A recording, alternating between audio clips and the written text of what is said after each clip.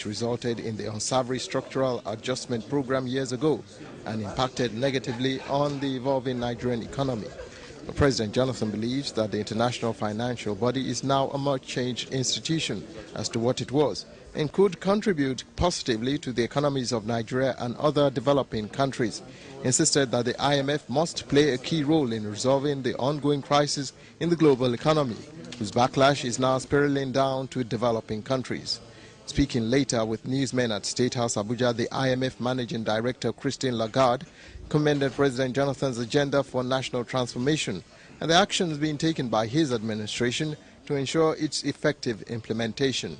I just had a visit with him. We took quite a bit of time to review the transformation agenda, the proposed changes that will really improve the economy of Nigeria. And I have to say that as Managing Director of the IMF, I was extremely impressed with the work that he is leading and with the energy and pace at which he wants to transform the economy, create jobs, focus on agriculture, and that is extremely impressive. So, on the other hand, Minister of Finance Ngozi Okonjo-Iweala expressed the belief that a new IMF under Ms. Lagarde could once again help Nigeria out of the doldrums, as she had, as French Finance Minister, been pivotal in helping Nigeria get debt relief. IMF is changed completely from what people know. The IMF allows us to do our own policies, and if we ask them to help with capacity building, they can help. If we don't ask them, then they just, they're just there to support us. Thank you.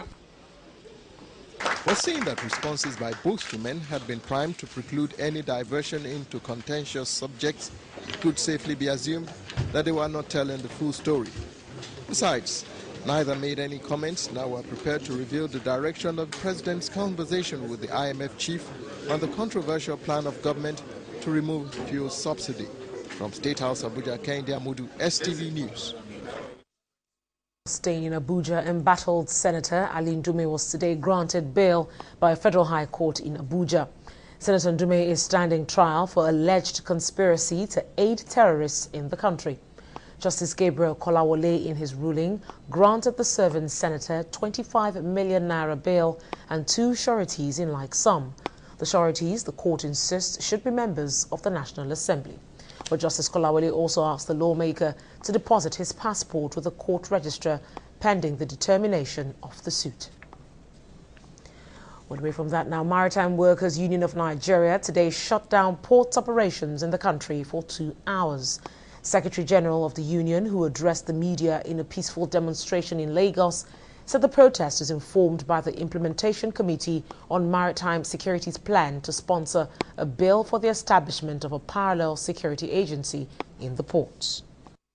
The placard-carrying dock workers said the union is reflecting the proposed bill forwarded to the National Assembly by the Presidential Committee on the ground that it is designed to duplicate the functions of NIMASA, Marine Police and other security agencies in the ports.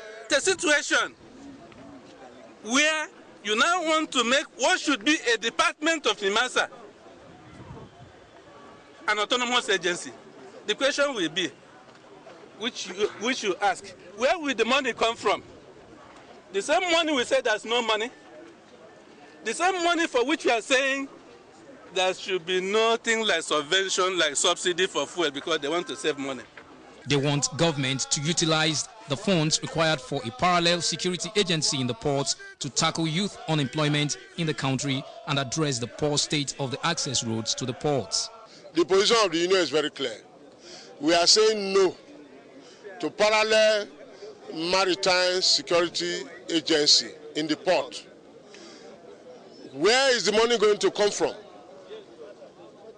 Are they going to tax the ship that come into the port to do business to pay more, or the port user to pay more? The maritime workers urged the National Assembly to throw out the proposal in order to avert a total shutdown of port operations in the country. Well, staying with that development, business activities were today paralyzed at the Nigeria Ports Authority MPA Eastern Zonal Headquarters in Port Harcourt, following a peaceful protest by some retired MPA workers. The retired MPA workers were protesting the non-payment of their retrenchment benefit for over 20 years after their retirement. Correspondent Monica Ogwa covered the protest and reports.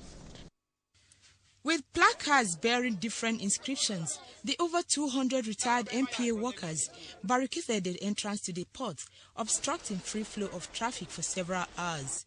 The coordinator of the 1991 MPA retrenched workers, Samuel Iyoko, said the management of MPA has refused to pay them their benefits 2 years after the Supreme Court ruled that MPA should pay the retrenched workers their benefits. Supreme Court judgment says that they should pay us our money, that we are entitled for our benefits or our rights, pension and gratuity, and those of us that should be kept on pension should be placed on pension.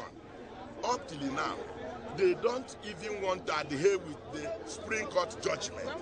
The coordinator of the 1991 MPA retrenched workers, Samuel Iyoko, lamented that the group has lost over 200 members since 1991.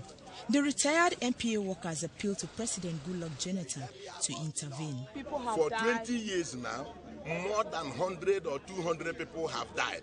And you can see one who is laid out from job without, suddenly. You might not have a beginning. If this money was to be given to us by now, at least most of us would have used it to do one thing or the other, or to take off on our business, or to do something that will be meaningful to us. So people are dying every day. We buried 2 last week. Some of the MPA retired workers said life has been difficult since the management retrenched them without benefits. I am even staying soon. My landlord is throwing me away because I cannot pay my house rent. We cannot feed. The little shop I had, they've demolished it. I have no way I'm staying in the house. I work in the boat. I'm a technician. I had an accident, but they retrenched us in 1991. 21 years ago, they have been holding us our money. They refuse to pay us. That is why we come here. We are dying. Some of us are dying. We that are remaining, we want our money to use it in a way that we like. Attempts by STV crew to speak with the management of MPA, Eastern Zonal Headquarters, Port Harcourt, proved abortive as they were reportedly holding a crucial meeting following the protest. Monica Ogwa, STV News, Port Harcourt.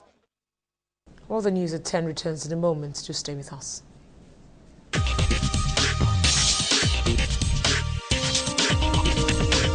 Business news on STV, brought to you by Etisalat. Now you're talking.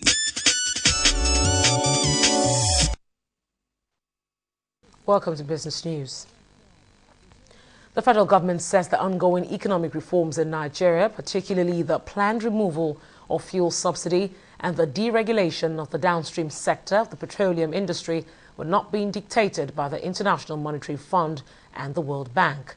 Co-coordinating minister of the Economy and Minister of Finance, Dr. Ngozi Okonjo-Iweala, made the clarification in Abuja. Mrs. Okonjo-Iweala, who was until her appointment a managing director at the World Bank, said that contrary to the belief in some quarters, the country was not implementing any program initiated by IMF, but was rather partnering with the organization like other countries who desire economic growth and global competitiveness. She explained that the IMF had changed its operational modalities over the years and had become more of a partner, helping countries to develop solutions to their peculiar economic challenges. Well, reactions keep trailing the proposal for the 2012 budget released by President Goodluck Jonathan. The provision made for the housing sector has been given thumbs up. Well, President of Nigerian Institute of Surveyors and Estate Valuers, Mr. Bode Adedeji, who highlighted the importance of the sector to the realization of the transformation agenda, called for fiscal discipline in budget implementation. Or surprised by the attention given to housing, even in the current budget. From one regime to another, we have not been able to sit down and see housing beyond the issue of just providing shelter on people's head. And this is a sad commentary on us as a developing nation, in the sense that the capacity of the housing sector to change a country has been proved in so many other countries that are even less endowed than Nigeria. But beyond all these, you find that every developed nation normally points to the contribution of housing to their gross domestic product. What can Nigeria boast about that? Pittance.